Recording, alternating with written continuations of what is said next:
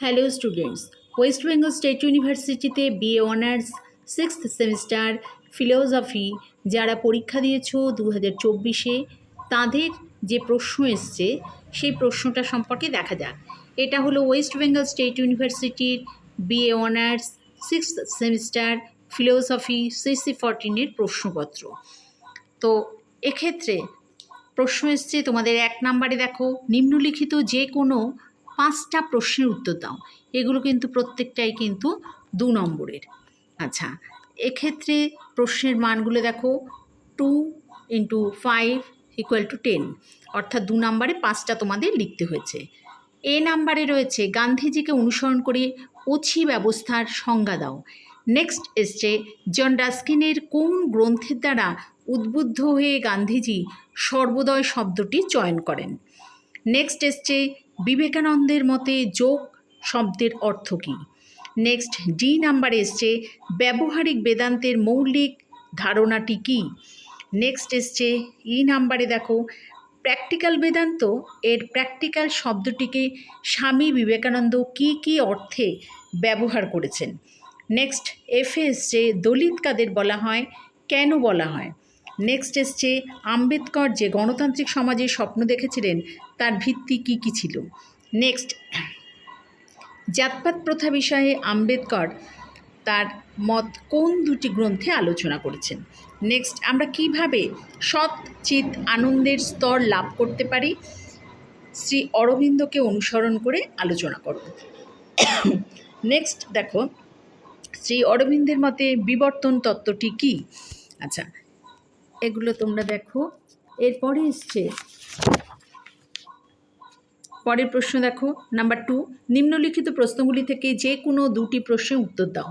অর্থাৎ এগুলো কিন্তু 5 নাম্বারে তোমাদের 2টো প্রশ্ন লিখতে হচ্ছে, অর্থাৎ 5 × 2 = 10।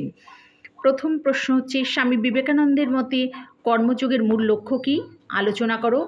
নেক্সট শ্রী অরবিন্দের মতাদর্শে পূর্ণযোগের স্বরূপ আলোচনা করো। নেক্সট এসছে সি নাম্বার এসছে তুমি কি মনে করো সর্বোদয় নীতি কেবলমাত্র একটি তাত্ত্বিক আদর্শগত নীতি, মহাত্মা গান্ধীকে অনুসরণ করে সংক্ষেপে আলোচনা করো। নাম্বার ডিতে এসছে আম্বেদকরের আদর্শ সমাজের ধারণাটি বর্ণনা করো। অর্থাৎ এই 4টে প্রশ্নের মধ্যে তোমাদের 2টো লিখতে হয়েছে। আচ্ছা, এবারে আসি নাম্বার 3, নিম্নলিখিত যে কোনো 2টো প্রশ্নের উত্তর দাও। এগুলো কিন্তু 15 মার্কসের, অর্থাৎ 15 × 2 = 30, 30 নম্বর। 2টো প্রশ্ন 15 নাম্বারের করে লিখতে হয়েছে। সেক্ষেত্রে তোমাদের পাঠ কোশ্চেনও আছে 10 + 5 বা 5 + 10, সেক্ষেত্রে তোমাদের 15 নাম্বারের 2টো প্রশ্ন লিখতে হয়েছে। এ নাম্বারে আছে বেদান্তের মূল সারধর্ম কী, আমরা কিভাবে বেদান্তের মূল মন্ত্রকে বাস্তব জীবনে প্রয়োগ করতে পারি। নাম্বার বিতে আছে শ্রী অরবিন্দের সংবর্তন ও বিবর্তন তত্ত্বটি কী। নেক্সট সিতে আছে গান্ধীজির অহিংসা নীতির বিভিন্ন দিকগুলি আলোচনা করো। তুমি কি মনে করো যে এই নীতিটি এখনও প্রাসঙ্গিক। আচ্ছা, লাস্টলি তোমাদের প্রশ্ন এসে 3 ডিতে জাত ব্যবস্থা বলতে কী বোঝায়, কিভাবে জাতের ধারণা ভ্রাতৃত্ববোধ ও সমতার ধারণাকে অমর্যাদা করে, আম্বেদকরকে অনুসরণ করে আলোচনা করো। এটা ছিল এর, দেখো প্রশ্ন নাম্বার হচ্ছে 5 + 10, অর্থাৎ 15 নাম্বার করে এই প্রশ্নগুলো এসেছে। এই প্রশ্নগুলোর মধ্যে নাম্বার 3তে তোমার 2টো প্রশ্ন লিখতে হয়েছে। এই 4টে প্রশ্ন রয়েছে, এই 4টে প্রশ্নের মধ্যে তোমাদেরকে 2টো লিখতে হয়েছে। আর নাম্বার 2তে তোমাদের 4টে প্রশ্ন আছে, 5 নম্বরের 2টো প্রশ্ন লিখতে হয়েছে। আর 1 নাম্বারের, দেখো 1 নাম্বারের মধ্যে তোমাদের 5টা প্রশ্নের উত্তর লিখতে হয়েছে, 2 নাম্বার করে 5টা প্রশ্নের উত্তর লিখতে হয়েছে।